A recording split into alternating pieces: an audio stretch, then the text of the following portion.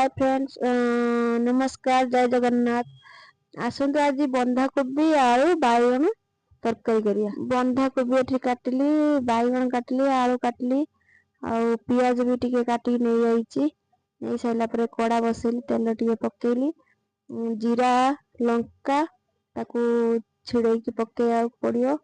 आउ होची तादरे पियाज पकेया पड़ियो। पियाज टिके हेई गले बंधा कोबी आलू बाइगण जा काटी के रखी ताकू पकेया पड़ियो। यादर बाटना किछि दिया हबनी, एमिति हबो।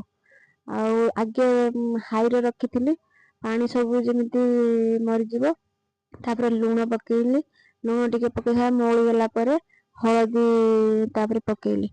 पकेइ साला पर टिके हेई गला तापर टमाटर टिके काटी रखिथिली ताकू पकेइली। ना टमाटर पकेइ देली, टमाटर पकेइला पर टिके हेई गला ताकू ढांकी देबाकू पड़ियो। पकेइ साला परे नोटपाट हेई जाय, बहुत समय टिके लागिवो बंधा कोबी सिझियाकू। आउ होची हेई साला परे लंका गुंड जीरा गुंड टिके पकेइयाकू पड़ियो। ताकू जे लंका गुंड जीरा गुंड पकेइ साला परे देखोनी पूरा मेंची मेंची रकम हेई जाईची। ताकू रुटी संगे खाइले बहुत टेस्टी। दासा बाबूंको बंधा कोबी आलू मेंची मेंची ताकू भारी पसंद रुटी रो खाइया पाई। रहिली, जय जगन्नाथ।